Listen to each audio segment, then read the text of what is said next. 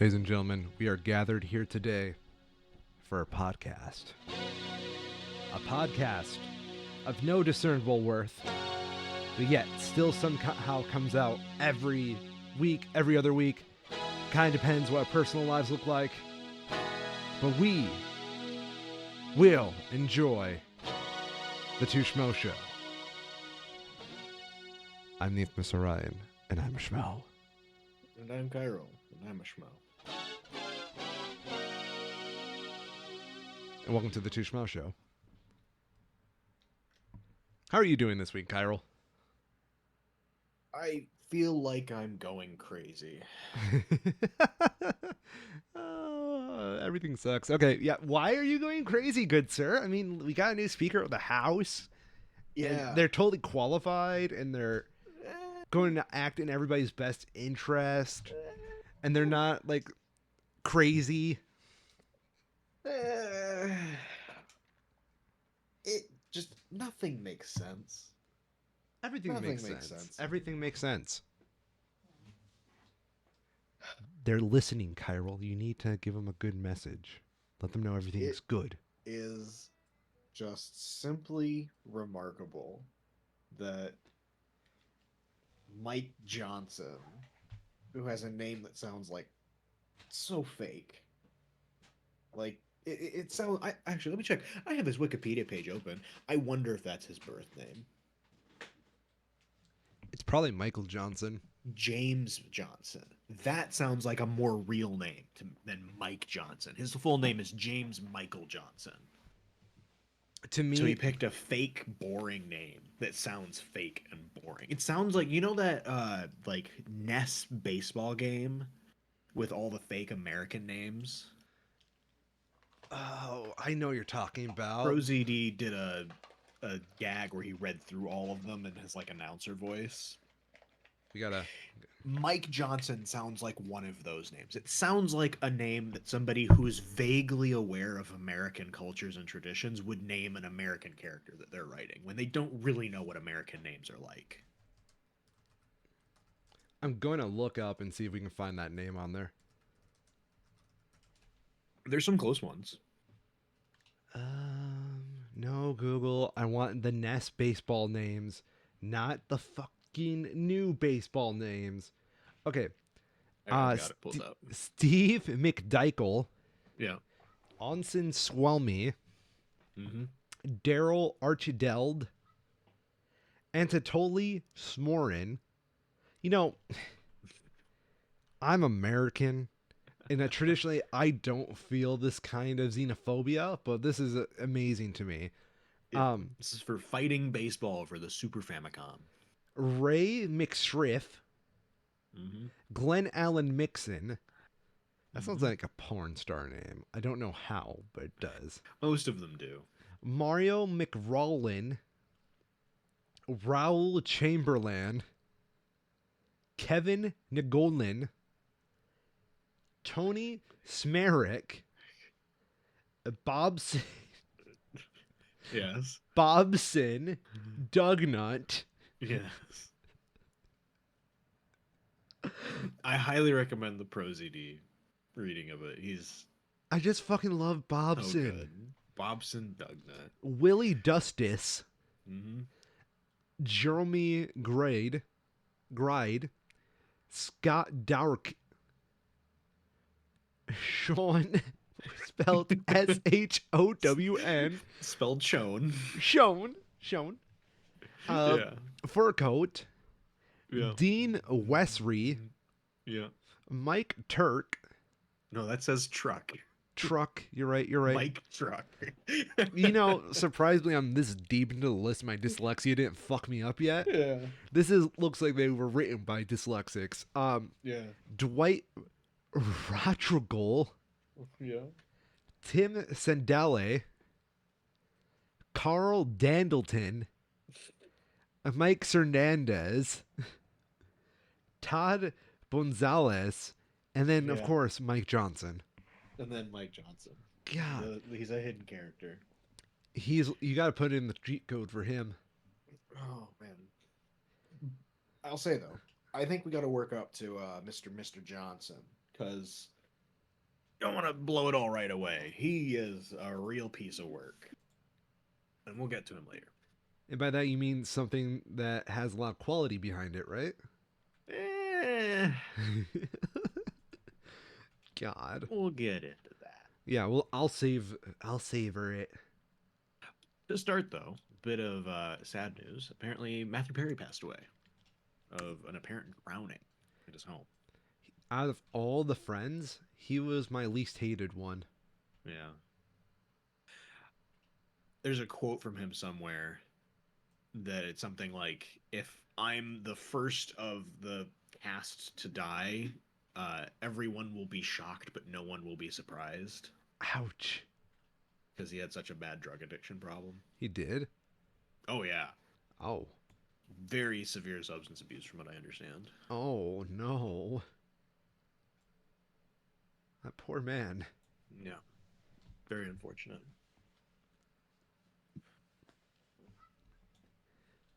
And in a quick piece I did want to mention, before we get into some of the longer stuff here, I shared this with you, but there's a great quote from Elon Musk with regard to Tesla, as there's been increased scrutiny on their marketing around their vehicles. No. And they basically said that what was it? Pull the actual quote here rather than just the Reddit short here. What was it? Tesla made a filing with the, I want to say it was with the Department of Justice, warning of the possibility of a materially adverse impact on our business should the government pursue an enforcement action. Basically, Tesla's worried if the government investigates the claims that they have made about the range of their electric cars, the results of that investigation could cause long-term damage to the value of their company. In other words, they're lying and they know about it. Because of course they are. Or maybe not lying, right? This is on par, if you remember, with the Volkswagen diesel fuel efficiency scandal that they had That's about where 10 they. years ago, Yes. where they were cooking their fuel, what's the word? Fuel emissions ratings Yeah. on their diesel cars by cooking their numbers a little bit. Basically, trialing them in, generating their ratings off of scenarios that were not representative of the real world. And they did it for a long time. And because they're doing it in the EU, they ended up being fined something like billions of dollars because of it. And it's been a pretty black mark on their entire brand for some years after. It pretty thoroughly, like, how many non-truck diesel cars do you see anymore on the road? Hmm. It was a Hmm. pretty bad situation for them.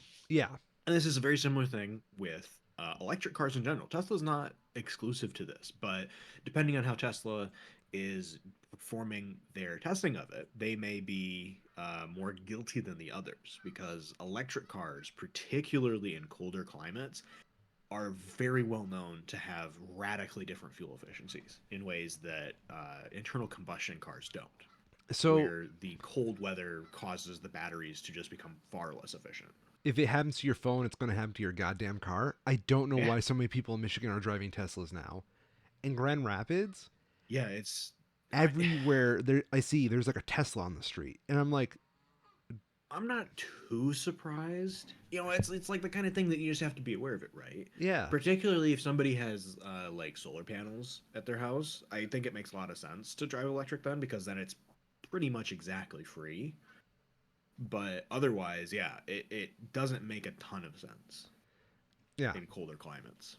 I don't exactly appreciate the idea of it, but fuck am I going to do about it? I can't afford a Yep. Tesla, so it's not like I can make a difference. Well, don't you know the Cybertruck's only going to cost 39,000? That's It's the ugly bulletproof low. too. That's the ugly low poly car, right? Yeah. Ah, fuck Yeah. that thing. Yeah, it's a pickup truck with a useless pickup truck portion of it that's going to have bulletproof everything, allegedly, and it's going to cost $39,000. Really, they But it's want it a to be the drive-by car of the future. Yeah. There's some really stupid pictures coming out that came out of um a Cybertruck driving around with a bunch of like bullet holes in the side of it that Oh were yeah. allegedly trying to show that, I guess, but it really just seemed kind of dumb. Really, it was stupid. Yeah.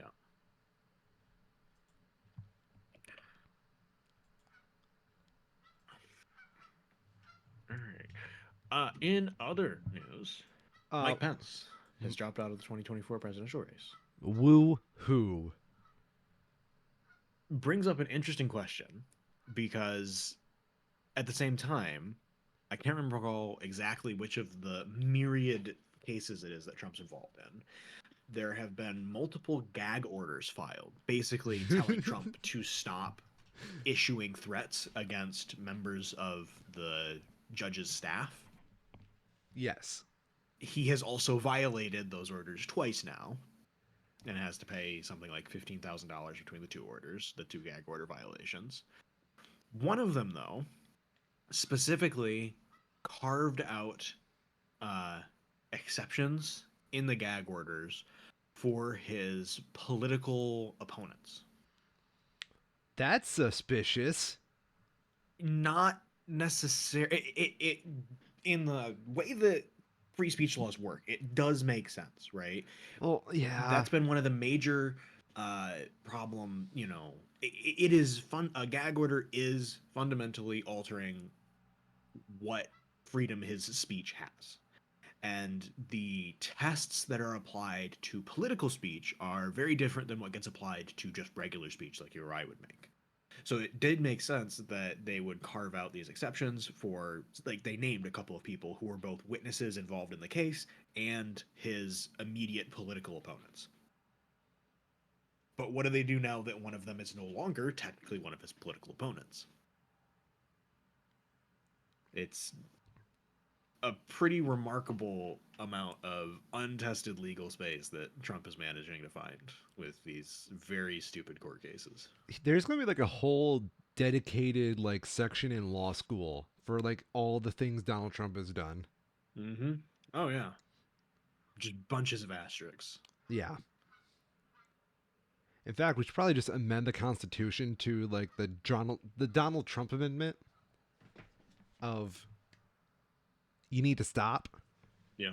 Yeah. The just stop amendment.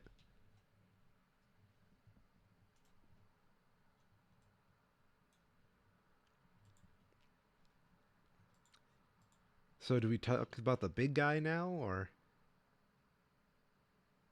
We can. Yeah. okay. Um Mike Johnson kind of sucks. Yeah. He really sucks. He is literally worse than I don't know, I was trying to make a clever metaphor, Mm-hmm. but quite frankly, I'm a little disgusted by him. It is pretty remarkable how inexperienced he is and incompetent in his job.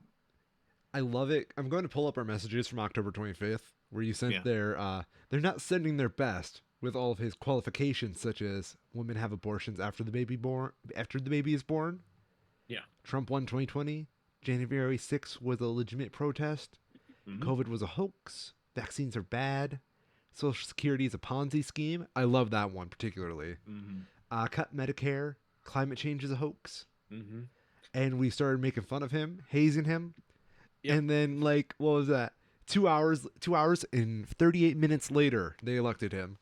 Yep. It was This is their man. it was the fuck it of the century.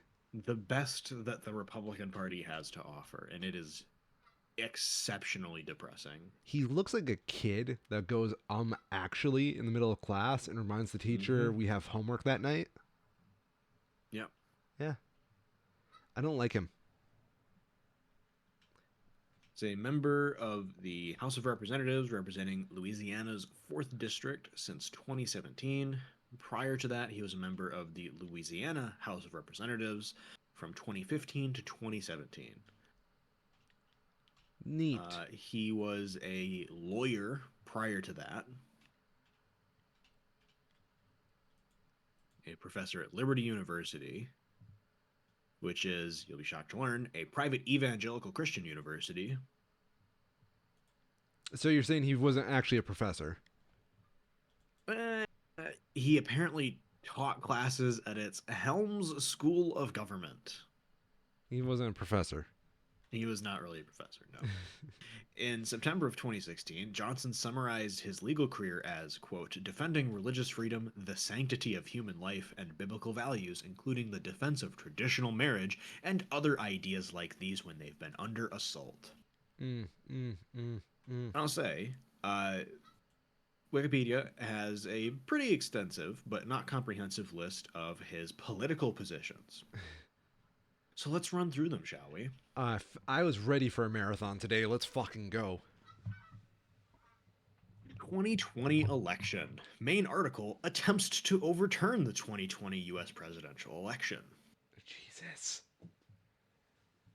November 17th, 2020. Johnson said, quote, you know these allegations about these voting machines, some of them being rigged with this software by Dominion. There's a lot of merit to that. And when the president says the election was rigged, that's what he's talking about. The fix was in a software system that is used all around the country that is suspected because it came from Hugo Chavez's Venezuela. By October of 2022, Johnson said that he had never supported claims there was a massive voter fraud in the 2020 election. Of course he didn't. That was just, his look-alike clone.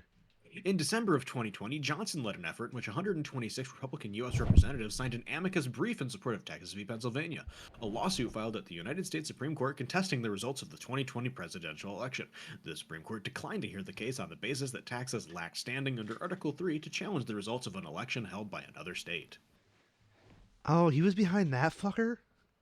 Oh, it gets better. No. During the January 2021 United States Electoral College vote count, Johnson was one of the 120 U.S. representatives who objected to certifying the 2020 presidential election results from both Arizona and Pennsylvania, while another 19 representatives objected to one of those states. New York Times called Johnson, quote, the most important architect of the Electoral College objections because he had argued to reject the results based on the argument of constitutional infirmity and persuaded, quote, about 3/4 of the objectors to use that rationale. Johnson's argument was that certain state officials had violated the Constitution by relaxing restrictions on mail-in voting or early voting due to the COVID-19 pandemic without consulting state legislatures. Did he just walk himself in a circle in that argument? Basically. State legislators broke the rules because they didn't consult the state legislators? Yes. Fucking yeah, that is ultimately the problem with all of these independent state legislature Republican theories and why they have been routinely dismissed by the Supreme Court, because while the Constitution says that only the state legislature or it does not say that only, it says basically the state legislature has the right to control how that state conducts their elections. It does not preclude other checks and balances from being applied to that election law, specifically as it relates to the courts. Motherfuckers are about states' rights, and then they take them away at the first chance. Or in the case of, Michigan, allowing citizens to pass their own amendments by, majority vote. Because we can't have democracy. That's not how we do things. This isn't oligarchy, sir. We only wear the democracy to look good around company. Topic the second, abortion. No. Johnson supports a national abortion ban and opposed Roe v. Wade. Where is this? In Congress, Johnson has supported bills outlawing abortion both at fertilization and at 15 weeks. In 2015 and 2016, he led an abortion life march. In 2017, House Judiciary Committee meeting, Johnson argued that Roe v. Wade made it necessary to cut social programs like Social Security, Medicaid, and Medicare because abortion reduced the labor force and thus damaged the economy. He's one of those. He's one of those. He is the worst of those. Johnson has co-sponsored bills attempting to ban abortion nationwide, such as the Pain-Capable Unborn Child Protection Act, the Protecting Pain-Capable Unborn Children from Late-Term Abortions Act, and the Heartbeat Protection Act. All three bills would impose criminal penalties, including potential prison terms of up to 5 years upon doctors who have performed abortions. In 2015, Johnson blamed abortions and the, quote, breakup of the nuclear family for school shootings, saying, quote, when you tell a generation of people that life has no value, no meaning, and it's expendable, then you do wind up with school shooters. He says that on top of what I'm assuming is a pretty privileged life since he's a fucking lawyer. Never mind that the overwhelming majority of school shooters are from conservative backgrounds. Fuck. Good as a point of any to briefly mention the horrible shooting that happened in Maine this past week. They found the shooter dead of a self-inflicted gunshot wound in the aftermath, but truly horrific. Dozens of people killed, probably dozens more injured, and a genuine tragedy. And shock. A very cursory glance through their Twitter account that Elon Musk deleted. He deleted their account. He deleted their account. Very Fucker. clearly shows the types of figures that they follow, including many prominent conservative social media people, personalities, and, of course, Elon Musk himself, who, as another quick aside on the quick aside, very conveniently and not so discreetly, once again showed his true colors, outing himself as borderline white supremacist this week, showing support of the Great Replacement conspiracy theory. No way he did that. Oh, yes, he did. How did he show it? He responded to, I believe it was a Turning Point USA post talking about it with emphatic support. Well, I would argue this, but my replacements here, I like to let you all meet Bree. She's going to be replacing me from here on out, and I'm going to go fuck off. Mm-hmm. My God. Climate change. Under Johnson, the Republican Study Committee in 2019 called wind and solar the most inefficient energy sources we have and claimed that living near wind turbines could cause depression and cognitive dysfunction. Johnson has a lifetime score of 2% on the League of Conservation Voters National Environmental Scorecard, making him one of the 47 lowest ranked Republicans in their rating system. During his 7-year congressional career, he has received $338,000 in donations from the oil and gas industry. The more we talk about Mike Johnson, the more I just feel like there's nothing unique about him, but he's just an ass kisser for like the Republican Party. Go on. That is a very important thing to remember. None of these opinions are unique to this specific piece of shit. Yeah. He had, 220 people that are perfectly aware of his opinions on all of these topics and are either in agreement with him on them or are willing to look past them for the other things that they mutually agree on. And neither of those things should be acceptable. He really just strikes me as like, he doesn't really do anything. It's like all he does is take a talking point that someone else is obligatorily like amplified a million times over. Yep. And he just rallies behind it because he, that's just who he is this week. Yep. Yeah, we're not even a quarter of the way through this yet. Please go on. Covenant marriage. This is a spicy one that is specific to Johnson, but not exclusive. This is an extension of Republicans' hatred of the relatively recent rise to prominence of no-fault divorces. Ooh. Another thing that they believe is, attributed to the collapse of the nuclear family because, God forbid, women in horrible relationships and abusive marriages have a way to actually leave that marriage. Johnson came to prominence in the late 1990s when he and his wife appeared on television to promote new laws in Louisiana, while he was a lawyer, allowing covenant marriages, under which divorce is much more difficult to obtain than in no-fault divorce. In his recent 2005, Johnson appeared on ABC's Good Morning America to promote covenant marriages, saying, quote, "I'm a big proponent of marriage and fidelity and all the things that go with it." Covenant marriages, because it's a weird term, is a legally distinct type of marriage in 3 states of the United States, one of them being Louisiana, where he is from, in which marrying spouses agree to obtain premarital counseling and accept more limited grounds for later seeking divorce. Why? I mean, it's kind of obvious why, Yeah, it's a control thing. It's completely a control thing.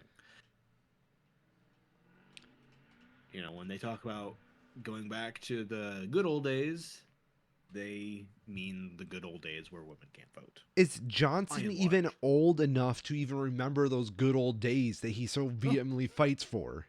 God, no. He's only 51. He was born in the 70s. He looks actually pretty good for 51. Yeah, but, you know, makeup will do that. Fuck. You know, I was trying to say something nice because I just tried to give like the benefit of the doubt, but you bring a great point up, my friend, and I will take your aside I mean, more he's like deliberate. obviously at least has eyeliner on. Yeah. Like, I'm not gonna blame him. You know, it works. Yeah. Makeup is a good thing. It's been used for thousands of years for a reason. It works. It really does work. You know, Yeah. I wonder if he's more of a fall or an autumn in terms of his shades. Mm-hmm. You see, I have a girlfriend, and that girlfriend has taught me a lot about makeup lately. Living with a woman is a very interesting experience. Mm. In 2019, during the first impeachment of Donald Trump, Johnson defended Trump and told White House officials to ignore congressional subpoenas as legitimate executive privilege and legal immunity. Johnson served as a member of Trump's legal defense team during both the 2019 and 2021 Senate impeachment trials. Of course he did. Here's some good ones. Johnson on evolution. Oh, In God. 2016, Johnson delivered a sermon that he called the teaching of evolution, one of the causes of mass shootings. Quote, people say, how can a young person go into their schoolhouse and open fire on their classmates? Because we've taught a whole generation, a couple of generations now, of Americans that there's no right or wrong, that it's about survival of the fittest, and you evolved from the primordial slime. Why is that life of any sacred value? Because that's nobody sacred to whom it's owed. So yes, Johnson is a creationist. What was the piece here? Oh, it's not actually in this one. But yeah, he is an out and out creationist. He believes that the Earth is like something like 6,000 years old. And we'll get into some more of this as it ties into another article that I was reading on it that goes into a bit more. But yeah, very much a creationist, religious, fundamentalist type. And it shows through in pretty much all of his policy. Immigration. Johnson supported Trump's 2017 executive order to prohibit immigration from 7 predominantly Muslim countries. Quote, this is not an effort to ban any religion, but rather an effort to adequately protect our homeland. We live in a dangerous world, and this important measure will help us balance freedom and security. In 2023, Johnson voted for an amendment that would eliminate funding for immigration and refugee assistance. Everything about him, it just makes me realize how incredibly fucked up our two-party system has just gotten. Mm-hmm.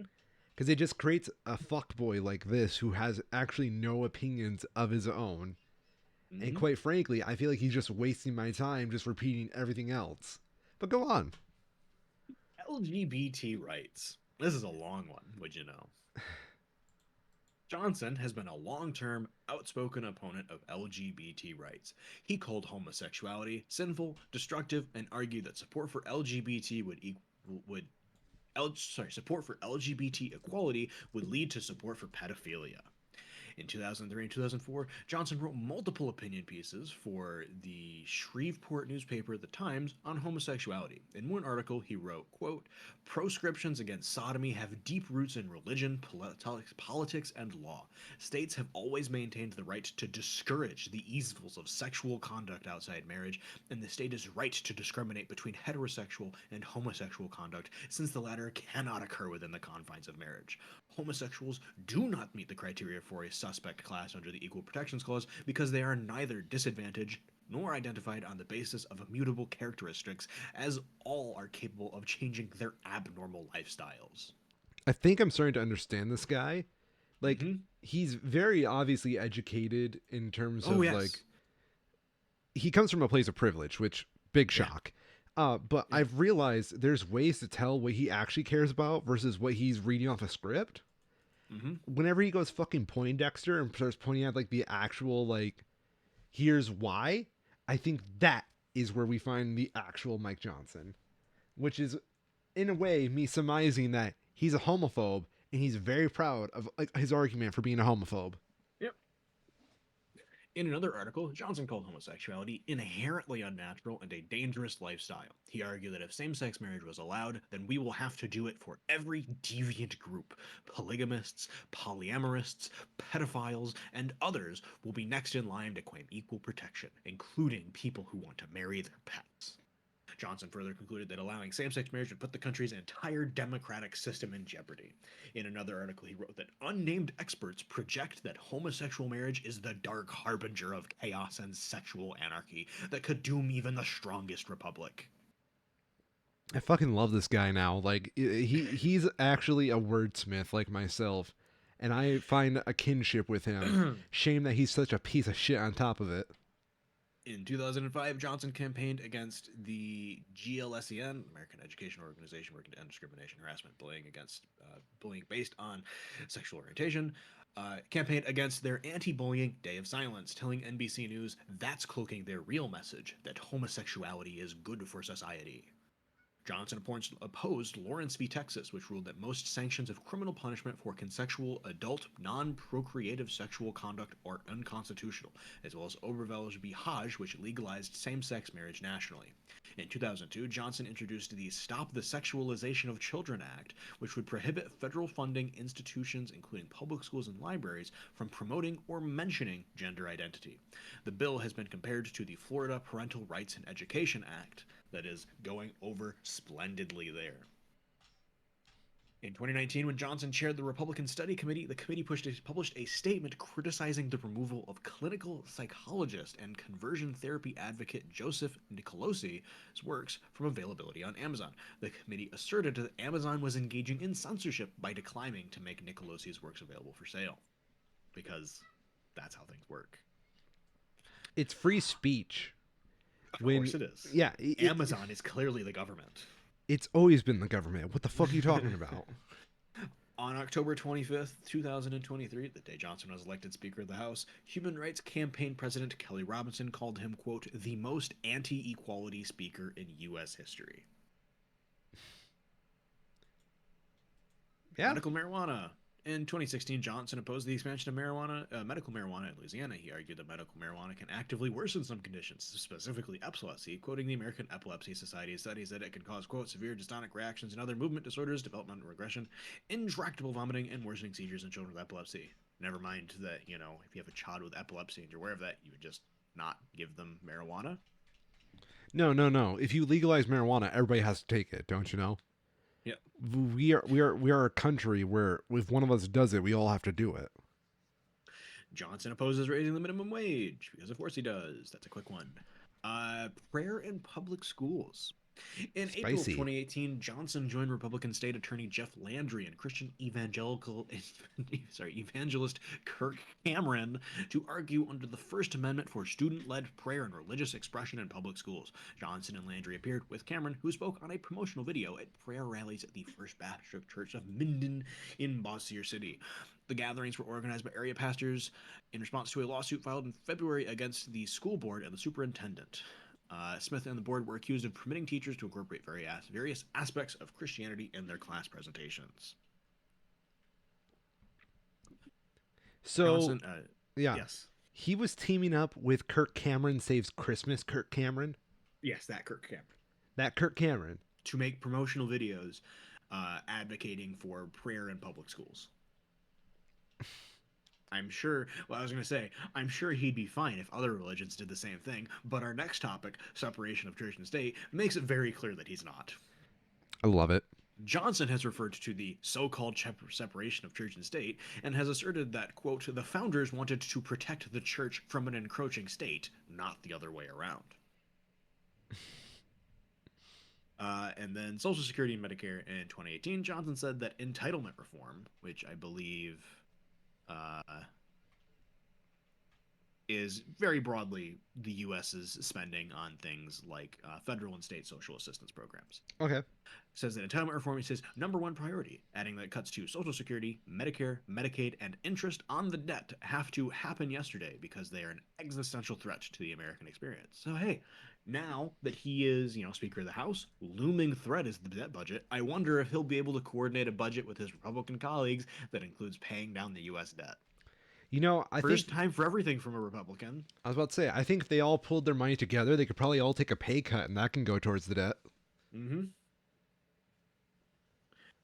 And we have one last piece here that I'm going to get to in a second as it relates to Israel and Palestine, because Of I'm going to course. use this to pivot into an interesting piece that I found reading a Vox article talking about Mike Johnson and his move into all this stuff.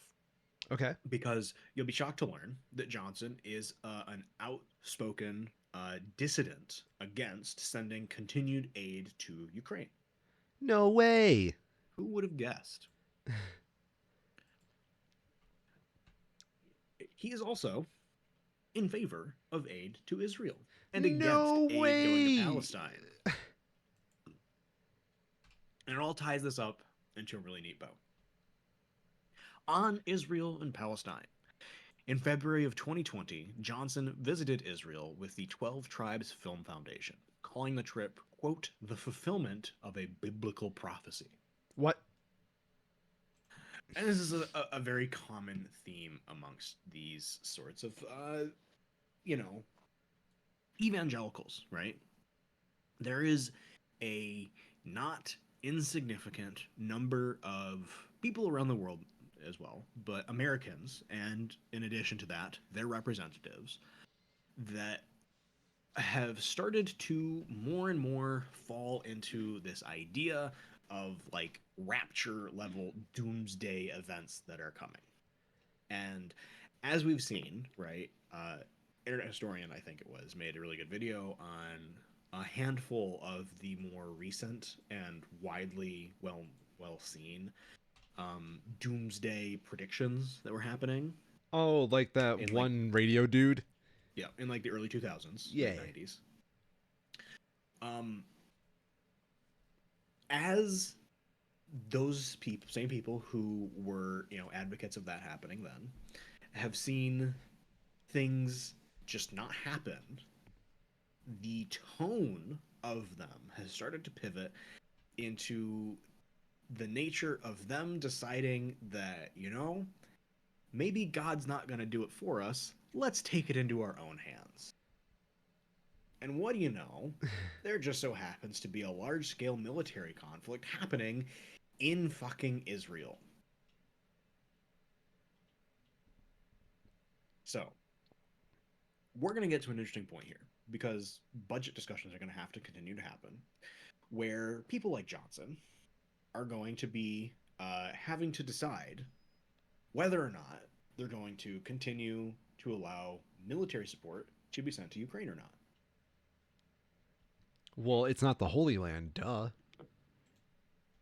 Well, yes, and they're also going to have to make those same decisions as to aid going to Israel, going to Palestine, etc. And while the two situations are far from the same, it's very easy to draw parallels between the situation going on between Israel and Palestine and Ukraine and Russia. And we're going to have to see how they manage to spin their two opinions that are at various odds to each other. And in particular, we're going to have to see how this whole separation of church and state thing might come back up again, because that is the only argument that they have left that, while not valid, does fully support what their obvious goals are, even if they state otherwise. That's a really doomer statement, and I'm a little upset I never thought of something like that. You know, per the Vox article, the Biden administration has proposed a major funding bill that would combine aid to Israel and Ukraine, as well as funding for border security. Of course, of So course. we'll have to see how that goes. Clock is ticking. What? When does the current debt package run out? Fuck, I don't know. Like, where are we It's in on? November. Yeah. Fuck, just give them a 30 Uh, days. Like, it's not like they'll be able to do much in 30 days either. U.S. budget next run out November 17th. So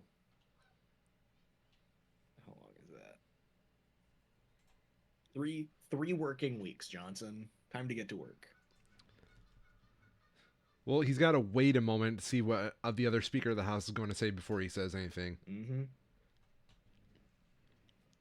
God. In some other Mike Johnson related news, mostly because I find it funny, and as a great example of just how messed up the Republican Party is right now. We've gone through pretty much all of Johnson's major political stances over the last 20 years now. Okay. It paints a very clear picture of where he stands both politically, religiously, and the intersection of those. You mean in the And would you shadows know? of more interesting politicians? Sorry. Yeah. Would you know, for many of the Republican Party, that's still not far enough. You're fucking with me. Because Mike Johnson, and I don't know the details of this, and I don't want to look into the details of this because I frankly don't care. But when he was much younger, he either adopted or took some sort of, financial responsibility for a black child. What?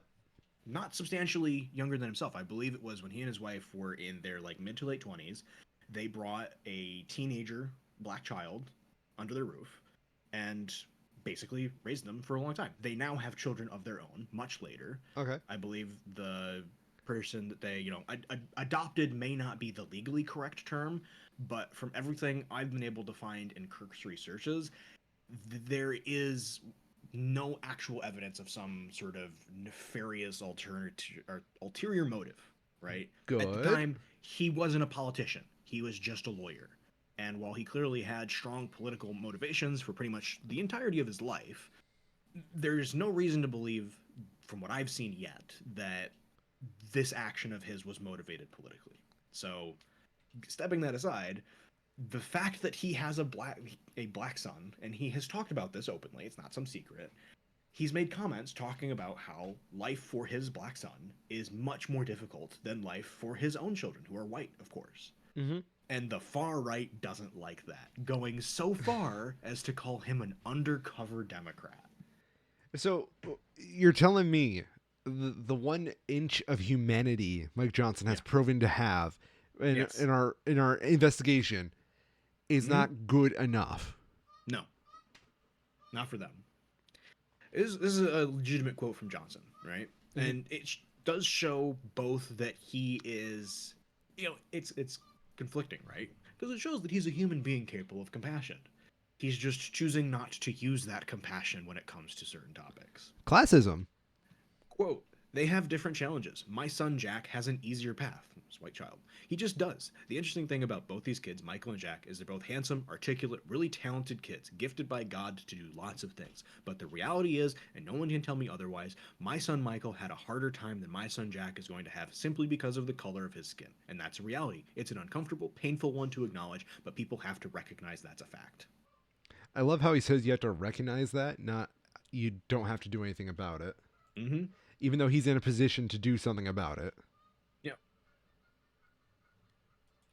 So that makes him a rhino, an undercover Democrat, because of course it does. And that's where the Republican Party is right now. They are so exceptionally fractured in very fundamental ways where as they've started to incorporate more and more extreme positions into their political philosophy, as they invite more and more out and out, for lack of a better word, Nazis into their party, they're going to start to have to, at a certain point, reconcile with this. That they can have people like Mike Johnson, Speaker of the House, who are, by all measurable accounts, in my opinion, a horrible person, but they aren't horrible enough for the fringes of their party that they now have to rely on for reelection. Trump really fucked them up. Yeah. And, to not give them all the credit, they've been on this path for a long time. Yeah. It's, if anything, this is probably a strong condemnation of the two-party system more so than anything else. I mean, In yeah. any reasonable nation, they would have, all these people being represented by a dozen different political parties, the Democrats included, right? Yeah. There's no reason that Bernie Sanders, AOC, and Joe Biden should be waving the same flag. They're very different politically, but they don't have a choice to. So what I'm proposing, Kyril, we start our own political party, right? We are Yes. going to be the Schmo party. Yes. And we're just going to, cherry pick the ones we like to allow in. It doesn't even have to be like consistent. Like It's like the Michelin restaurant guidebook for politicians. pretty much, dude. We'll give them like a 4-star system. We'll fucking Yeah. do this. We give Bernie Sanders 4 schmoes. 4 schmoes. We give Mike Johnson 1 schmo. Good job, Mike. You're somehow not a racist. Even though Despite you're in all everything the else. odds. Yes. Despite your best efforts.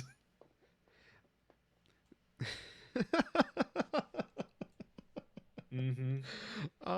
I fucking love that one small detail because like we've just been dogging on this clown for like Yeah. the whole time. We find out the one thing that makes him special Mm-hmm. and he gets targeted for it. Yeah. Yeah. Yeah. That's How it goes. amazing. I mean, you had that little meme, right, of the different speaker nominees, where it's like McCarthy can McCarthy be the speaker? Not anymore because they can't agree on anything. And then they went through what Jim Jordan, who's just a gigantic piece of shit. And I have the feeling, right, Yo, he didn't get not made speaker because of any like political opinions he holds. I have a feeling he's just an asshole in person, and people just don't like him. oh, probably, definitely. Like he gives me the vibes of someone who thinks he already knows the answer. Yeah. So he's just impossible to work with. Yeah. We've been seeing this a lot though with the non-Trump Republican candidates, where they'll be equally psychotic, Yeah. but because they aren't Trump in some specific regard, they are just dead on arrival. He's like, and I'm referring to Trump here. Trump Yes. is like this perfect storm of everything they want. Mhm. And as soon as someone comes along that embodies only like 90% of the qualities, their whole mentality, because they know what the people want, is to target them for their differences from the ideal candidate, which in this case is, old Don. Yeah. I don't know. Very much dog chasing car syndrome, where they don't know what to do now. Like, God forbid, like someone else comes that it just fits that perfectly. Mm-hmm. Because, it. Yeah, and well, that was the scary thing about DeSantis before he outed himself as a gigantic dork. You're right. He was kind of like the perfect storm all over again. Yeah, except he's completely unlikable in every noticeable, demonstrable way. I mean, I heard the dude likes Thai food, Sure, so he's a I cannibal. suppose.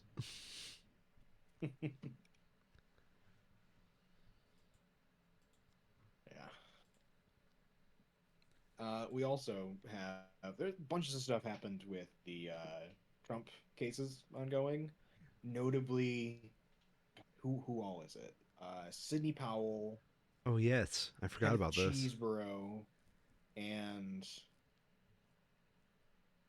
Alina Babbitt, I think, have now all taken plea deals in the Georgia RICO case, where all of them have pleaded to lesser charges, predominantly misdemeanors, though some felony charges are tucked in there too. But critically, all pleading down to no jail time, about 5 to 10 years of probation, thousands of dollars in fine, and hundreds of hours of community service, and agreeing to testify in cooperation with the investigation, truthfully. That's really fucked up.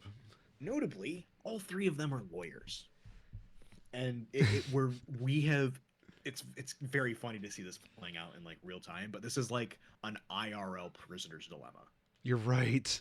where it is literally okay, who's going to be the last to flip, and realistically, there's always going to be some holdouts, but uh, I guess the other way around it is like, how many people are the Georgia prosecution willing to allow to take plea deals before they just be like, no, we're good, we've got enough, and they've got to be asking themselves that. Cheeseborough and Powell were not too surprising in that they had both specifically requested trial dates in October, trying to speed it up to go as fast as they can. So they were on like a bit of a crunch here to see, if they had to do this plea deal soon, or they would be going to trial already. Okay. Babbitt is not. So her taking a plea deal this early is like the first domino. She is under no pressure to take a plea deal at this point, and the fact that she has is pretty telling that either more dominoes are going to fall or the prosecution already has what they think they need.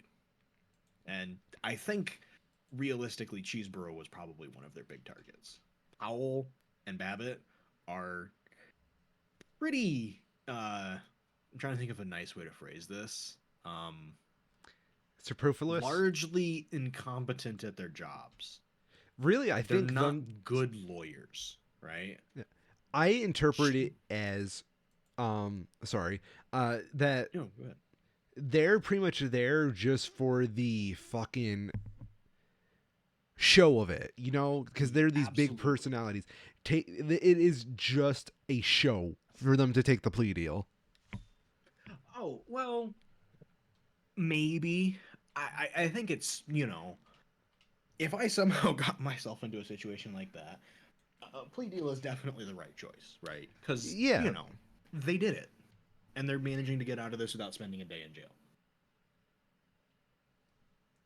What I was thinking, though, is that Powell and Babbitt were, like, literally the TV personalities going on air to defend these plans. Yeah, that's what I mean. Like, it's showing that they're, like, backing down.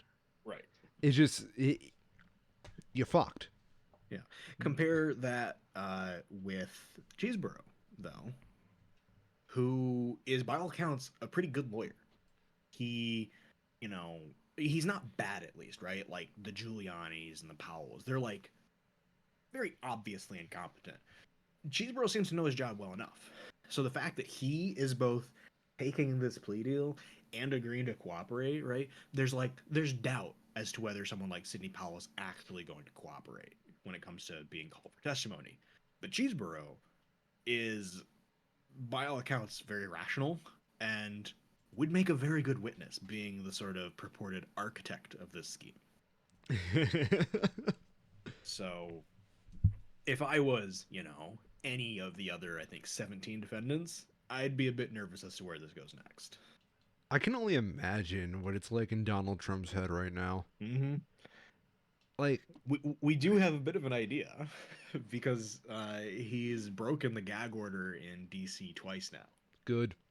And I don't remember the exact circumstances around it, but they were trying to make some argument to have it. I believe it was when he broke it the second time, which admittedly was a bit less clear cut. The first time he violated it, it was very clear what he was doing. He was, issuing an overt threat to one of the members of the judge's staff. The second time, he was giving a press conference where he was talking about a lawyer at the time where Michael Cohen, his attorney lawyer, was taking the stand against him, and there is, in whatever slim glimmer of amount of credit or doubt you can give him, he never named anyone by name, but the judge did not care and slapped him with another $10,000 sanction, Beautiful. to get the message across. Yep. And the result of it was, I guess, Trump stormed out of the courtroom when it happened, which is very funny. I love the idea. Like, he was just sitting down, and then he just like pushes himself out of the table, and then just like, Oh yeah, gets up. It paints a picture because he's gonna be sitting there, his arms crossed, he's all grumpy faced. Yes, He's going to be this deranged combination of like red and orange. yeah, Yeah. He's huffing and puffing. He's already a tall dude, so like fucker is going to like be seen. And then you have like all these security guards, Secret Service, whoever, the Bailey, whatever. And they're all just like sitting there, just wondering, do we jump or not? Like, imagine being those guys in that situation. Mm-hmm. Because you could fuck up bad, or you could fuck up worse. Oh well.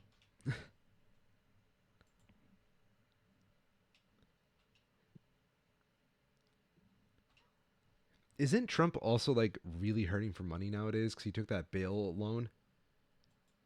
I'm not sure. I could see like someone like Giuliani Yeah, being yeah. in that spot. I think Trump's probably fine. I think he's okay. What's gonna really hurt is when he starts getting dinged for back taxes, because those have interest. Do they? I Oh was yeah, unaware that we the charge government interest. wants their money. Oh yeah, Fuck yeah. yeah. If you, that's one of the big risks of committing tax fraud is if they catch you, you're gonna pay many times more what you actually owe. Because if the government had that money, the argument goes, they would have been either, if they had that money and weren't spending it, which effectively that's how it was, right? You're basically taking a loan out against the government by not paying your taxes. Yep. They would be accruing interest at the, like national average on it. And they weren't able to do that because whoever didn't pay their taxes had it in their pocket. Good point. Good point. Good point. Mm-hmm. So, I'm sorry. I just love the idea. Mike Johnson's gonna get like the money for getting his budget, but it's gonna be Donald Trump's taxes. Mm-hmm. I don't know. Did he perform federal fraud or was it just state level against New York? Um, I don't know. Yeah. I know it was predominantly at the state level as it related to like property taxes, Mm-hmm. but I wouldn't be surprised if it reaches up to the federal level at some point, just with the amount of banks that were involved with it. Oh, totally. Yeah, it's the kind of thing where it's just like very easy to stumble into something like wire fraud at that point, and it'd be up to the government if they wanted to pursue that charges. And given everything else that's going on, probably wouldn't want to right now, anyways. Oh, totally. They've got enough on their platter. I'll be right back. Just one sec. Oh, okay. Well, now we're here with the uncle of the infamous Orion. How's everybody's day going? Motherfucker just walked out on me. All right, I've returned. Oh, never mind. He was very fast. It was literally set to step up away from the desk for a second there. Was Rin acting up? Yeah, I knew it. she was getting in some papers. I might get a cat soon. I want a cat. Cats are good. Cats are pretty cool. You know, this is cool. Yo, Unions. unions are cool. United Auto Workers have announced tentative deals now with both Ford and Stellantis, just leaving GM to be the last holdout. Critical pieces of these deals are agreements for a 25% general wage increase for all UAW members, as well as the possibility for cost of living wage adjustments if inflation continues to rise. Under the tentative new contract with Stellantis, John Fain said that the company has agreed to reopen a plant in Belvidere, Illinois, that produces midsize trucks, and to rehire enough workers to staff 2 shifts of production at that plant. The union also had commitments to keep an engine plant in Trenton, Michigan open and to keep and expand a machining plant in Toledo, Ohio. According to the union, these moves will create up to 5,000 new UAW jobs. The union also won the right to strike if the company closes any plant and if it fails to follow through on its promised investment plans. Quote, if the company goes back on their words on any plant, we can strike the hell out of them. That's beautiful. In addition, this frees up UAW pressure to continue and put the boot even harder on General Motors. Where did that go? It sounds like they got him by the balls. Yes. Most recent escalation of the strike at Stellantis came on Monday. Oh, no, wait.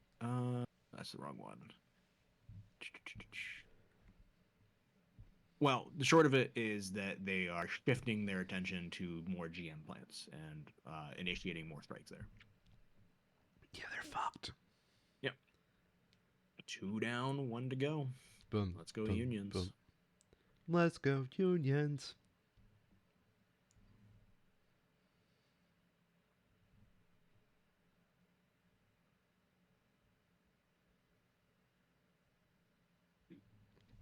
Next up that I have, talk about some of the major video game releases. Oh, fuck. Yeah, the big one came out.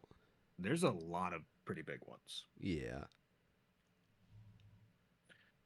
So, do you want to start with good old Nintendo or?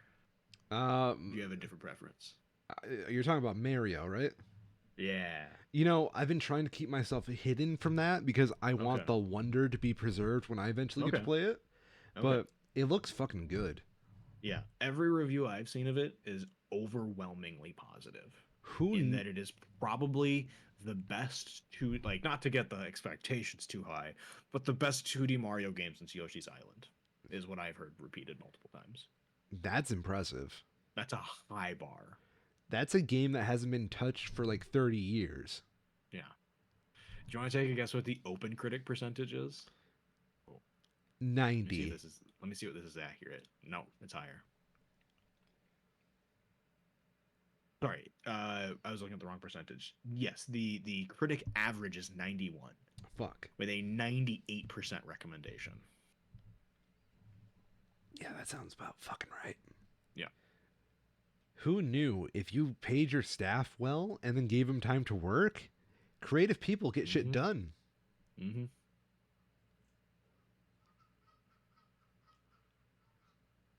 It has been really interesting seeing Nintendo's sort of emergence out of the Nintendo DS area, where it really feels like they've been able to focus their energy.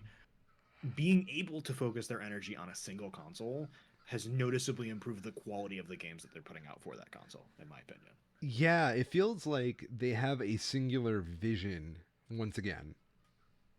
Yeah, it makes a lot of sense. Yeah. What I find very interesting is I really hope these practices are seen by Sony and Microsoft and they can start doing shit like this. Because I hope so. when are we going to get Call of Duty Wonder? November 10th.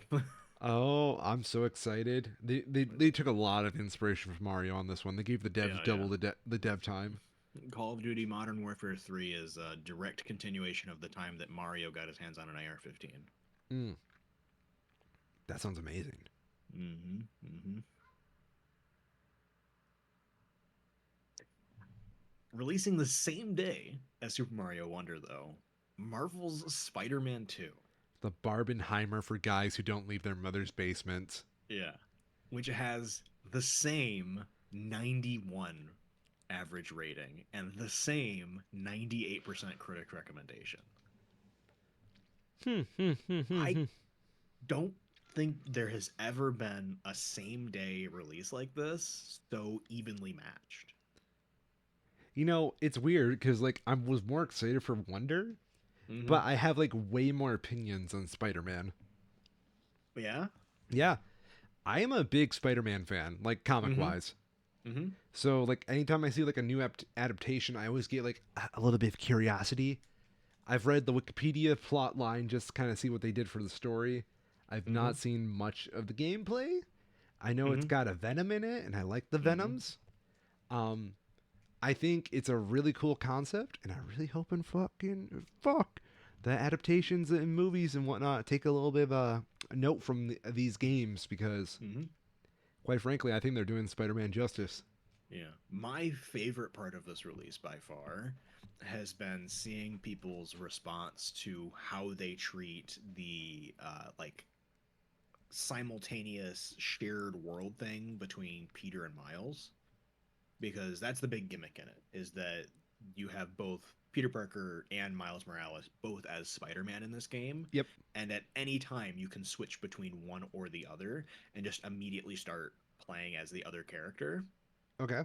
And it is apparently such a seamless process, no loading screens at all, No way. that people don't believe that it's actually working how it is. They think there's some sort of trick happening, hiding like a loading screen or doing something in the background that makes it happen, because they just legitimately don't believe that it runs this well.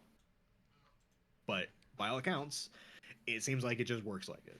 So does it do like the GTA 5 thing where you can just like switch and then it gives you like just puts you right wherever the game Yes. decide to put them? Yeah. So they But don't it does even it just instantly. so they don't do even like the GTA 5 thing where like it zooms out and then like So I believe it does do that, but it happens much faster. let It's me like literally like a 1 second transition. I gotta see this. Okay. It's the kind of thing where they showed it in the like summer trailers for it, and a bunch of people were just like, "Wow, that's a really cool thing. I guarantee you it doesn't work that way." And now people get their hands on the game and it just works that way. Okay. 32-second clip. Let's see. Oh no, there's actually like a thing. Okay, let's see this. I'm getting an ad for reverb.com, everybody. Now you know what my shopping habits are. Okay.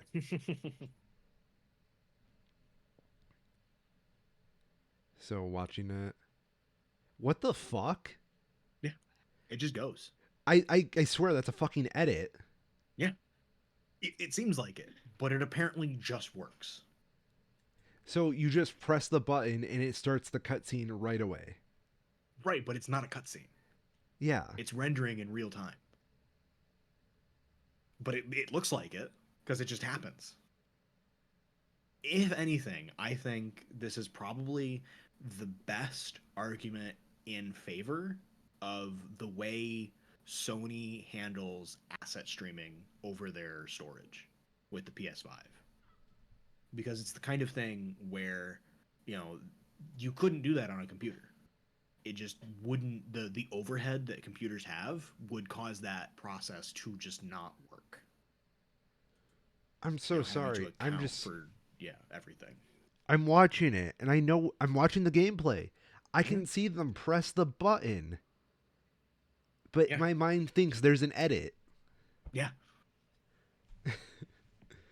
It just looks like a bad edit, but that's the game we're running. That's a mind fuck. Yeah. It's wild. Yeah, I'm impressed. Like that's legitimately cool.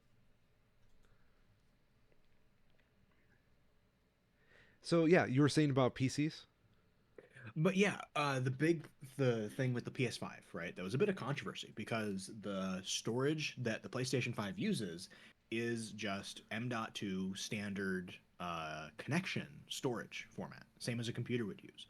But Sony, at the launch of the PlayStation 5, would not let you use any non-proprietary storage because they hadn't vetted anything else yet. And since then, there has been some third-party storage that's been approved or vetted for use, but it's a very short list because the PlayStation 5 uses a very is able at least to take advantage of a very particular storage medium where the storage has to be fast enough to basically stream the data back and forth to the GPU at the same speed that the GPU runs.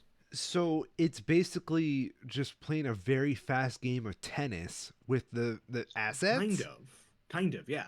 Yeah. Rather than having to like buffer and store the assets in the RAM to then send it over to the storage, because Yeah. the RAM runs faster, it's able to just go directly from the storage to whatever processor needs it. The fact that it There's bypasses the RAM feels dirty. Yeah, there's some really good game developer interviews and conferences. One of those things in like the summer before the PlayStation 5 launched where they talked about it and had some really simplistic like wireframe examples of how they're able to do that, showing some of the ways that conventionally loading screens are hidden with, elevators or corridors and stuff like that. And instead showing how you just don't have to do that anymore. It's just not required with the architecture that the PlayStation 5 uses. So what's the random access memory in it doing? So you still need that for particularly computationally heavy processes. We've been seeing this a lot with, because all the things have to release this week apparently. City Skylines 2, being a city simulator, Okay. is massively CPU intensive and in its simulation parts, right? So in a game like Spider-Man, you're still going to need the CPU to be cranking overtime in order to process where vehicles, pedestrians, things like that are going to be doing and controlling the AI for them. And you need different types of memory, right? The RAM on a computer being physically closer to the CPU reduces the latency between them, so they're able to physically run at the same time, right? Mm-hmm. Like thinking back to the tennis analogy, it's like doing that, but thousands of times a second, whereas the RAM is just fast enough to like shove a semi truck through a pipe. they're different types of operations where the RAM timing matters a lot more. It has to be much more precise rather than just being able to brute force it. It's wild. Yeah. Computers are really cool, and it's kind of like magic. It really is. Information technology is just, it's one of those things where I'm glad I'm literate in it to some degree, Yeah. but it's also like the more I know, the less I know. Right. You just realize how little you actually understand. Yeah. Okay, so here's a cool one for you, right? Yeah. Do you remember the Nintendo Wii when they did the Mario All Stars like on a physical disc with all the Mhm. old NES, SNES games on it? Yeah. So because a Wii storage disc has so much memory in it, those games basically took up like maybe a 32nd of the disc. So there's a lot of dummy space in there because they're so Hmm. small. The Wii's RAM could fit the whole disc of the actual data on it. And if you played the game for like a half an hour or so, the RAM would just have the full game on the RAM itself and you could take the disc out. Right. I find that so fucking cool. Granted, it's logical that that would happen with RAM, but Hmm. I just find that very interesting. They Yeah. really shouldn't have done it like that. Hmm.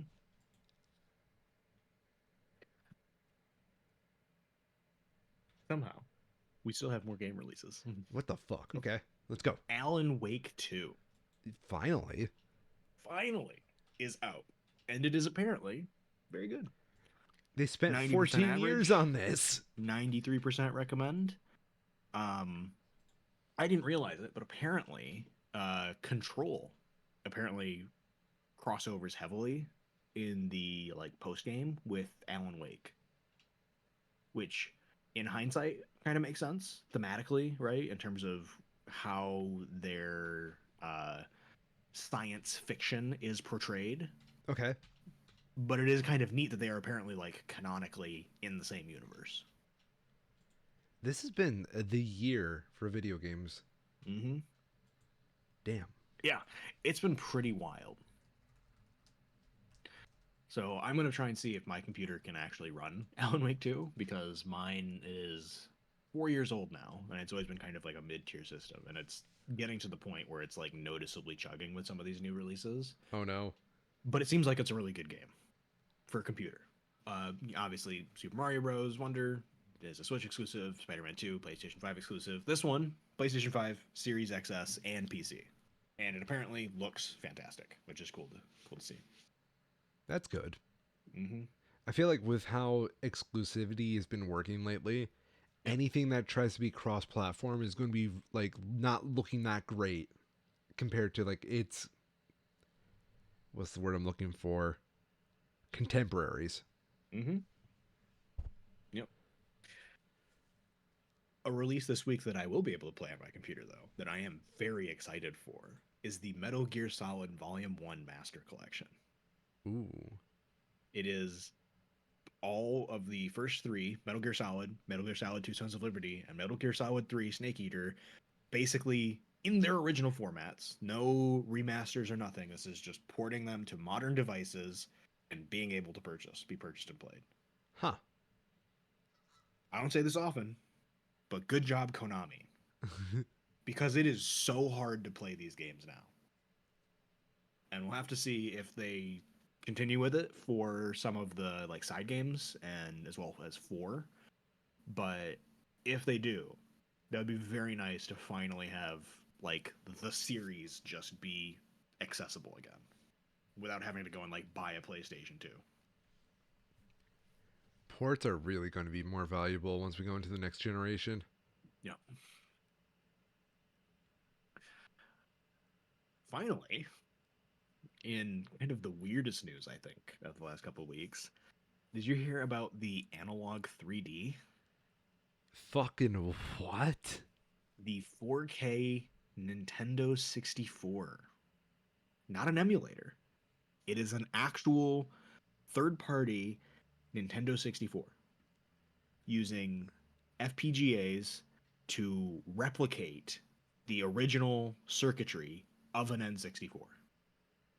No emulation. Plays original 64 cartridges, uses in board processing to upscale and display onto modern displays N64 games. How are they not getting copyright striked? Because you can't really copyright circuitry like that. Really? Yeah, it would be very difficult because, obviously devices have gotten very complicated, Yeah. but when you break it down to its composite, components, it's still, wires, capacitors, resistors at the end of the day. They've just gotten very small and very good. And critically, they're not trying to use any of the N64 uh like branding. They're just saying that it has compatibility with that. And like, you can fill in the gaps in between, and Nintendo might still be Nintendo about it at the end of the day. But they're going about it in the most legal way possible. Good on them. You know, it's called the Analog 3D. They've been developing it for the past 3 years, and they're targeting a release sometime in 2024.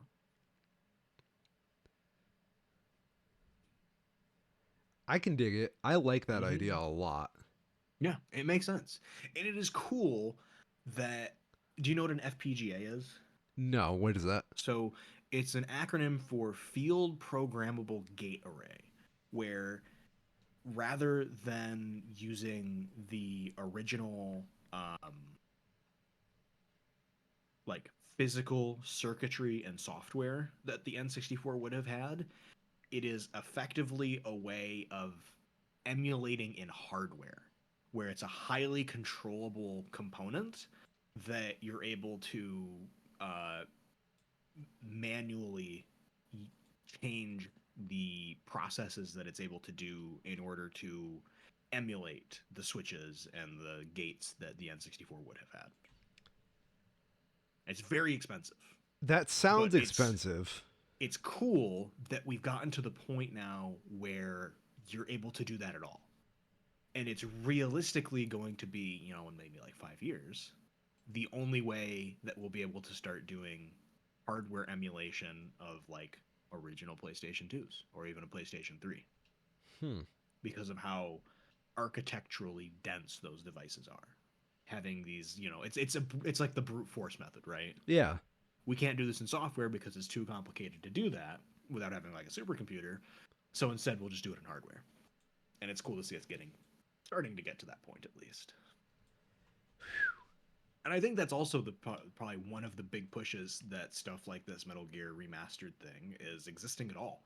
Is that these companies are recognizing that in the not too distant future, someone, whether that's Sony or Xbox or Sony or Microsoft or Nintendo, is going to continue to make these devices, and they don't get money when someone buys an old copy of Metal Gear Solid 2. Yeah. So if they can make it accessible now, they can sort of cash in on it before it gets too late. That's And how I'm all I for always. that. That's good industry pressure. Yeah. That's how I've always kind of felt about, you know, ports versus emulation nowadays. Emulation kind Mm-hmm. of created the port industry as we're in. Yeah. However, one thing I do want to ask, Yes. is it possible to make a cartridge that's like an N64 cartridge that Mm-hmm. you can just put like a fair set of ROMs on and then put that on the 3D, the analog 3D? Um, I don't think there's a reason why you wouldn't be able to, That's my thought. other than just having like the physical components to do that. Once you start, because the cartridges are copyrighted and protected, I believe, and Mm-hmm. that's one of the hard parts is that they're talking about um, for making new games to be compatible with this. It's a very tricky process where you basically have to find like N64 blanks that were produced by Nintendo, or you risk running afoul of like tampering with their IP. But for some sort of a nefarious person, there's no reason why not. Yeah. It's basically what all those like 1001 things did, right? Storage just got good enough that they're able to stick them all together.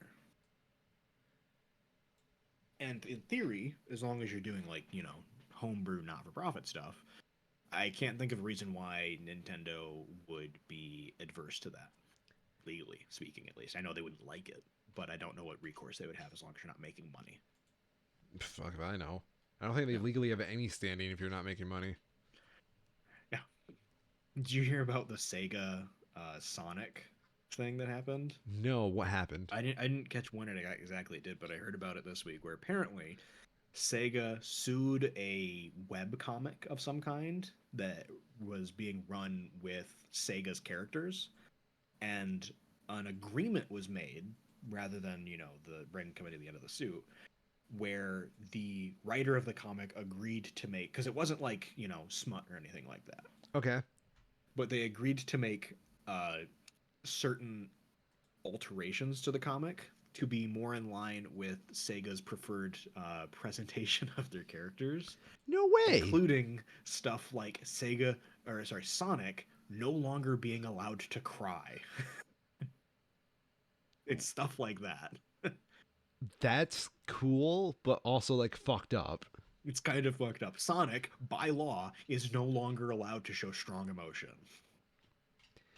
And there was stuff about, characters, of like main characters not being allowed to be in relationships at all. But side characters are apparently okay. Are you telling me that Sega canonically wants Sonic to run away from all his problems now? Yeah. Fastest thing alive. Can't cry. Oh, what was that? I know there's something like for the Flash that was like that about, if I run faster than the light, then the dark can never catch up to me or something like that. That's why I love with like any speed character. Yeah. Good jokes. That's some movies to talk about. Movie. Where? We'll work our way up to the, I guess, controversial one. But let's start with Killers of the Flower Moon. Oh yeah. That's a movie. I was really tempted to go see this until I found out what the runtime is.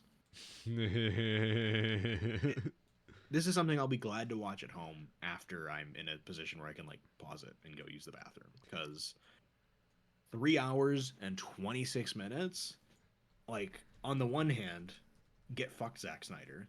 This is the real 4-hour movie that people should be seeing. But on the other, that is too long for a theater going experience without an intermission. I agree. My favorite movie of all time, well, one of my favorite movies of all time, is a toss between two. It's 3.5 hours long, and that at least has an intermission in it. Any movie passing 2.5 hours, I think, needs an intermission. I'd agree. Yeah. Benefits everyone. You get to use the bathroom. You get to go, buy another beer or a pop or some more popcorn, whatever you want to do. And just generally makes the movie going experience a lot more enjoyable. Yeah. Always put the intermission after an hour so they can't refund the tickets and you win. Oh, for sure. Yeah. Yeah. And I feel like I am strongly of the opinion that if you're the kind of person that tries to refund any ticket at all, you've got some other problems going on. Damn, dude. Like, live with your mistakes. It's okay to see a bad movie and be unhappy that the movie was bad. That's okay. You don't need your money back. What you don't understand is that was Rent movie. I had Rent money. I had the choice of either watching fucking Five Nights at Freddy's this week or paying rent. I like to think I was making the smart decision at the time. Yeah. God So damn. Killers of the Flower Moon. Yep. 93% rating from critics, 85 from audiences. Everything I've seen from it has been overwhelmingly positive. De Niro is great. DiCaprio is great. Scorsese is, Scorsese, of course.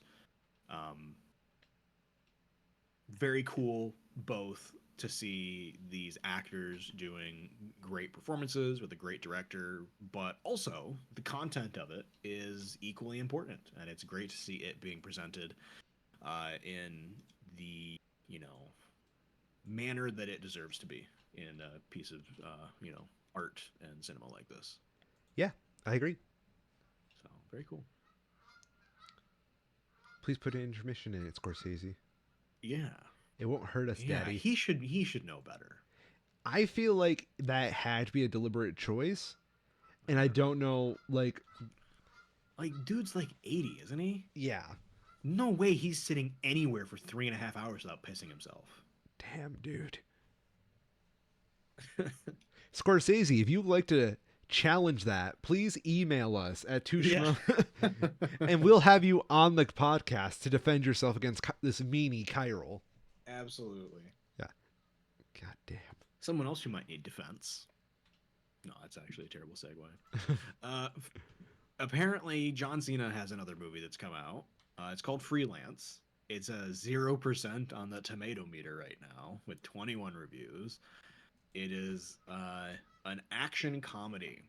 Ex-Special Forces operative Mason Pettis, played by John Cena, is stuck in a dead-end desk job where he reluctantly takes on a freelance gig to provide private security for washed-up journalist Claire Wellington, as she interviews the ruthless but impeccably dressed dictator Juan Venegas, played by Juan Pablo Raba.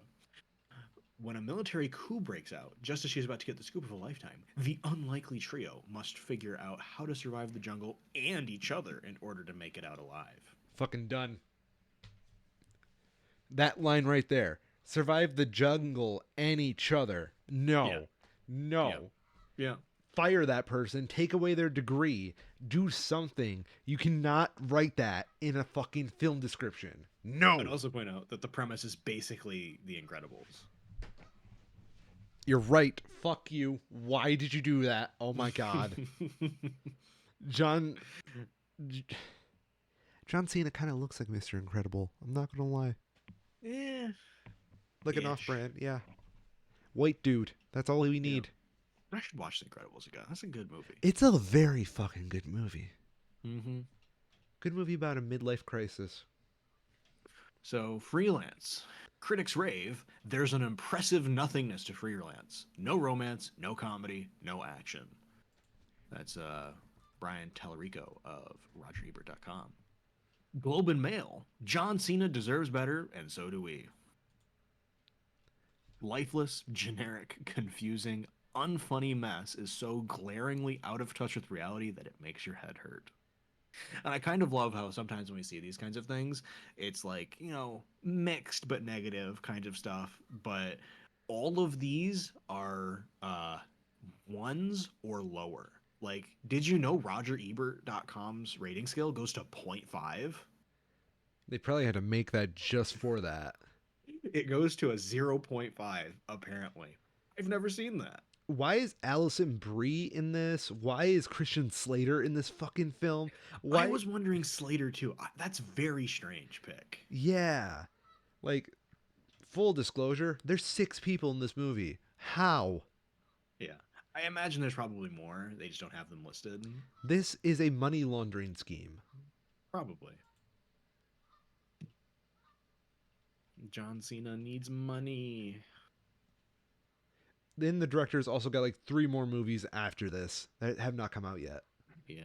It's kind of weird though, because normally when I see these kinds of stuff, I would expect it to be like a made for Chinese markets kind of thing, but it doesn't seem to be the case here. No, it's just very strange. Here, who's the director? I'm gonna dig into this a little bit. Who are you, Pierre Morel? Someone who did Taken, and that's it. Where are you from? He's French. Okay, so that doesn't make sense. Who? It had like 5 directing companies on it. So, like Yorkshire, that's pretty obvious. Who's this first one though? Sentient Pictures. I do not know what Sentient Pictures is. Yeah, they're pretty generic. Not any specific country. It's very weird. As low effort as this is, where it's very clearly just like, yep, it's an action movie with John Cena. It feels like somebody with too much power wanted this. Mm-hmm. Maybe. So it's the film writing debut of Jacob Lentz, who does not have a blue title on Wikipedia. So unlike all your favorite pop stars' parents, we know nothing on this man. So what has he done? He has You done, really don't have anything on Wikipedia for him. yeah. Wow. Somehow he has a Writers Guild of America. Hmm. He's got an IMDb. What do you have on IMDb? We have Big Night of Stars, which has a 3.8. Mm-hmm. We have Ed, which I have no idea what that is. We've got Hijacking. We have Jimmy Kimmel's Live All-Star Salute to Jimmy Kimmel Live. He just worked on Jimmy Kimmel. That's it. This is great. In the Wikipedia article for it, they can't even get past the premise part of the topic before it starts going into the reviews for it and how bad it is.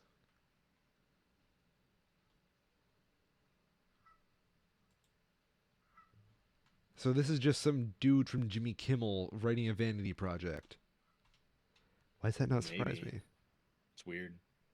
I don't like it. I wouldn't be surprised if this is like something he wrote and submitted it to like a production company and they just picked it out of like a hat. So what you're saying is the two Schmo film can happen. Oh yeah. Let's fucking do it. It's going to be a thrilling and disgusting look at the podcasting lifestyle. Podcasting lifestyle through the lens of Mr. Meaty. Oh my god, yes. So Can we just last like get up on our puppet list- versions of ourselves for the fucking movie? That'd be pretty good. I will hire the Jim Henson Company to make a Chiral and a Orion like puppet because we're not settling for anything less than the Jim Henson Company. No, if you're gonna do it, you got to do it right. Damn straight. Please go on. My apologies. Our last film for the week, and somehow not the least, is Five Nights at Freddy's. Speaking of Jim Henson, Credit to them where it is due. They didn't call it the Five Nights at Freddy's movie. yes, That is a very easy thing to fall into, and I'm glad that they didn't do it because it is bad practice. it feels more like a product. Unfortunately, Yeah, it hasn't really worked out for them otherwise. And I'll say this is probably a case of, it's the Five Nights at Freddy's movie. It's not made for film critics. But still, it's not great. like with the Mario movie, right? yeah. Not made for critics. Critics didn't like it. Makes sense. In this case, it's, the truth lies somewhere in between the critics and the audience scores. And I've seen a lot of people latching on to a review by a writer for IGN or GameSpot, something like that, where it was like very much 7.8 out of 10 too much water kind of thing, Oh, fun. where they criticized it for having too much plot, which is both a fair complaint, interestingly enough, but also very funny to make fun of. That's bizarre to make fun of. For Five Nights at Freddy's, a game notably known for having like no plot. Right. But that was kind of their point, though, is Yeah. that they felt like it didn't capture the experience of the game well enough because it tried to have too much of a plot. It tried to have too much of a story, and that detracted from the jump scares of it and all that kind of stuff. Weird. In the same way that the too much water thing is kind of a fair argument, right? We're able to avoid a lot of it by flying in the Pokemon game, but there is a lot of water travel in that game, and it's not fun. You're right. But it is very funny to make fun of.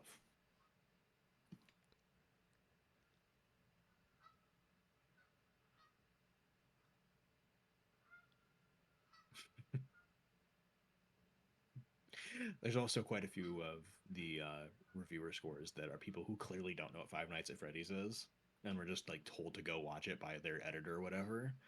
So it's like someone from the UK Times reviewed this like a Teletubbies with chainsaws or knife-wielding thimbles. It's absurd, but not in a good way. Clearly someone who does not know what it is going into it. Better or worse, right? Wait, is this ripping off Willy's Wonderland? Kind of. Motherfucker. Apparently this has Josh Hutcherson in it. Why do I know? Notably from the Hunger Games. Oh, He plays white boy number one in the Hunger Games movies. I do love the white boys in the Hunger Games. Mm-hmm.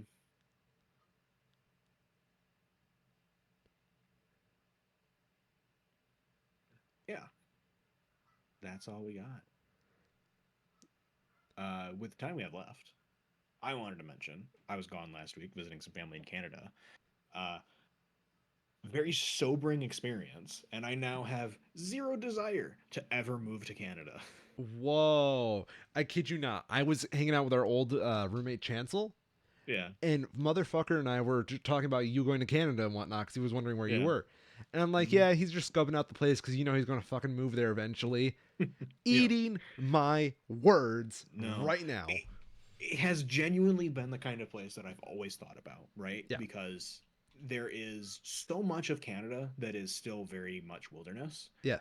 but the major cities are atrocious in terms of inflation. Housing in any of the major cities, which is basically just Vancouver and Toronto, Yeah. is unlivable. Absolutely absurd. Where my family I was visiting moved into their current residence in I think like 2014, Okay. paid about like 250,000 Canadian, I think at the time is what they said they paid. Now their home is worth 1.4 million. But they can't move because anywhere else they would move to would cost just as much and more. So they're now not only do they have a home that is worth so much that the kinds of people who would want to be in that home, because it's just, it's a single story, it's 2 bedrooms, like 1.5 bathrooms, nothing special, can't afford it. And on the same side, they're both in like their 80s pushing 90, and they can't afford to move anywhere else. That's fucked up. It's horrible. Worse than that, cheese is expensive there. You're Criminally so. And that was unironically the thing that like was like, no, I'm not never moving to Canada as long as their cheese is this expensive. How expensive I was the cheese? Like, you gotta give me some ideas. like $15 for a bag of shredded cheese, a regular size bag. Okay, so I've seen cheese at like Cheese House in Frankenmuth Yeah. for like $72, but it was like, Right. yeah, But yeah, this is like yeah. generic. Yeah, yeah. And I'm sure it's better than American cheese or some shit like that. But it's not that much better. It's got less microplastics in it. Yum yum yum. They're just completely destroying all of our culture. Canada. But yeah, and it's like that kind of across the board, right? Cheese for me was the most like, what the hell is going on here kind of thing for pricing, where it does not make sense to me that it costs that much. Um, but like gas is like, what would it be like 30% more expensive, which is Really? pretty substantial with the kind of driving that they have to do there, because it's like the US where it's set up, it's a very car centric society where you either have to take a car everywhere you want to go or deal with underwhelming public transit. You're ruining my fetishization of Canada, good sir. It was like Europe, but right next door. Yeah. Unfortunately, not the case. Maybe if they were nicer to their oil companies, they wouldn't be in that situation, young man. The weirdest thing was specific to the region that I was in for Ontario. Okay. Um, Not a big deal for you or I, but for some people, this would be an absolute deal breaker. They still have uh, like temperance era laws on their books restricting who is allowed to sell liquor. What? Yeah. So, oh, and worse than that, it has been completely corrupted by major corporations, right? So, from the temperance era, they set up liquor control boards where the government was the only one allowed to sell liquor in the province of Ontario. Okay. For wine, hard liquors, and ciders, that is still the case. If you want to buy any of those, you have to literally go to the LCBO, the Liquor Control Board of Ontario, they have stores all over the place, and buy liquor from the government. Yum For yum. Government beer, issued liquor. in the 90s, the big three beer manufacturers, which is Anheuser-Busch, Coors, and I can never remember the third one, it starts with an S, um, came to an agreement with the Canadian government that allowed them to have exclusive rights to sell beer in sizes of anything greater than a 6-pack. So if you want to buy a 12-pack of something, or a 24, or anything more than six cans, you have to go to what is literally called the beer store, and it is like a cooperative owned by the big three global beer companies. They have an oligarchy for beer? They do. And what do you know? The vast majority of what is sold there is those brands. So if you're like a craft brewer, you have very few ways of effectively distributing what you make, Yo, which is very shocking compared to how it is in Michigan, right? Where there's craft beer literally everywhere. are we where they run away to? Literally, yes. That's fucking hilarious. Where I won't name names, of course, but I had conversations with people who were talking about how when they're driving, when they're in the US vacationing, on their way back up, they'll stop at bunches of different places, buy like a bottle of something at each of them, and then literally smuggle them back into the country because it's so expensive to do it there. Because it's going through these liquor control boards and the beer stores, it's taxed to hell and back, where everything's like double the price. So yeah, Canada wasn't supposed to have this wild. level of capitalism. Why are you Mm-hmm. ruining this for me? I know. I know. Who hurt you? I do think that the cheese thing, at least, I've had to like dig into my archives to try and remember this. There is something related to cheese and butter, where the U.S. makes a shitload of cheese and sells it to Canada, and on the other side, Canada makes a shitload of butter and sends it to the U.S. And the idea of that is that, right, we both have large dairy sectors, but that allows Canada to have their sort of like regional control over the butter industry Yeah. and are able to subsidize that with their government, while the US is able to do the same for the cheese industry. So we get cheap cheese, more expensive butter, they get expensive cheese, cheaper butter. Something like that. And it's the kind of thing that is criticized because like $15 bags of cheese is fucked up. But in the long run, when you look at like restaurants, right, Mm-hmm. that have to buy large volumes of both, it apparently ends up in a bit of a wash. That's what I've understood, at least. But still kind of fucked. Really is very fucked. Very, very geographically similar to Michigan, which isn't too surprising given that it's not too far away. But it was neat to see. I just considered them like Michigan, but nicer. Mm-hmm. Niagara sure was a lot of water. Honestly, kind of underwhelming. Jesus. What about the natural beauty, Chiral? Yeah. It was a bit diminished by there still being giant crowds of tourists in the middle of fall when it was raining. Oh my god, that sounds fucking awful. I can't imagine how busy that place must get in the summer when it's like actually decent weather to go see something like that. Because it was a bad day and it was still jammed.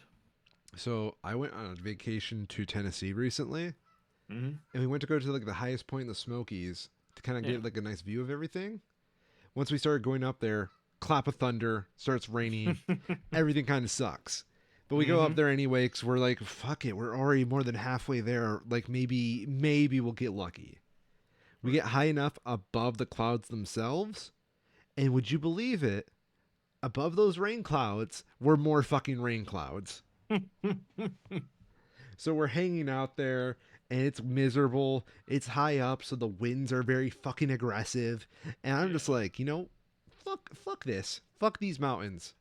And so I just go back to the car and we leave. But my cousin, who's with us, decides he wants to go on the tourist spot to the highest point.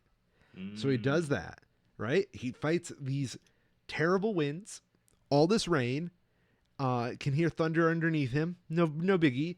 And eventually they make it to the top. Hey, you know what fucking comes out to greet him? What's that? Apparently, for like a good portion, he had a bear following him. That's fucking terrifying. Isn't it? Yeah.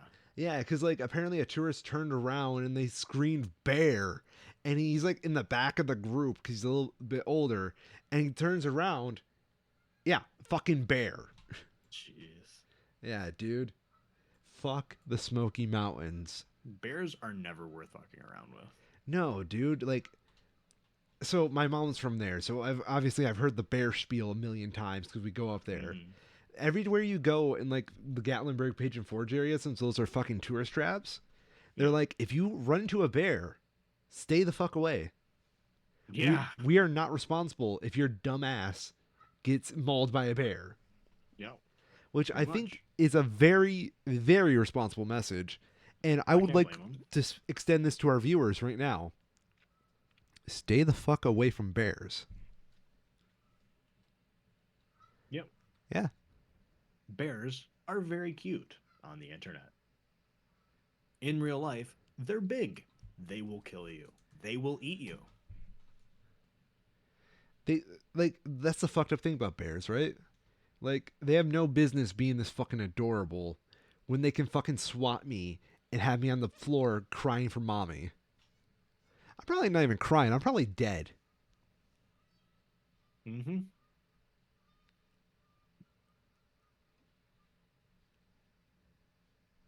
Anyway, did you have anything else you would like to talk about, Kyril?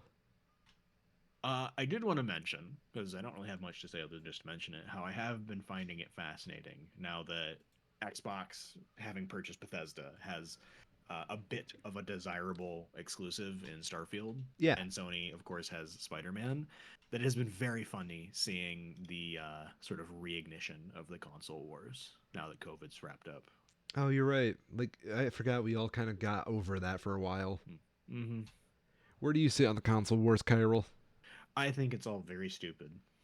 Isn't it weird that like when the console wars first started, we had like Mm-hmm. Microsoft being with Halo and shit, and now Yeah. Bungie's owned by Sony, Yeah. and who else? Activision is Mm-hmm. now owned by Microsoft. Yeah. Yeah, this is weird. Yep. I will say having access to a decent gaming computer helps a lot of that because I just don't have to worry about it. But I don't know.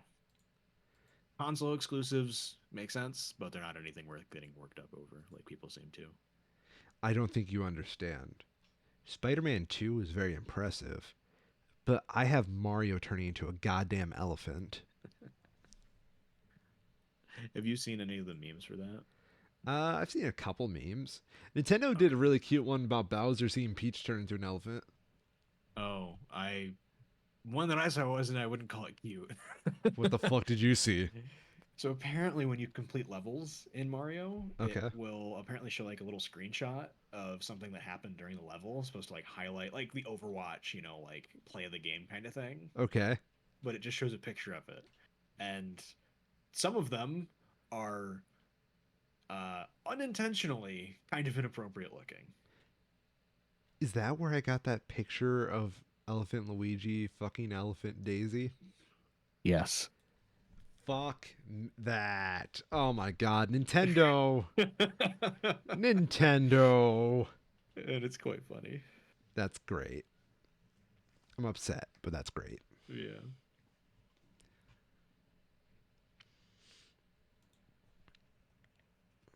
Yes, make console love, not console wars. I am If Miss Yeah. Orion, I've been a Schmo. I'm Cairo, and I've been a Schmo. Do you have anything else to add about that? Nope. Cool. I'm kind of going to go to bed tonight patting my back because of how fucking great that line was. Make console love. Just saying. Mm-hmm. If that turns out to be the episode of this, the episode title, Mm-hmm. you'll know. I'm just tripping on my own ego. Mm-hmm. It's a good one. Thank you.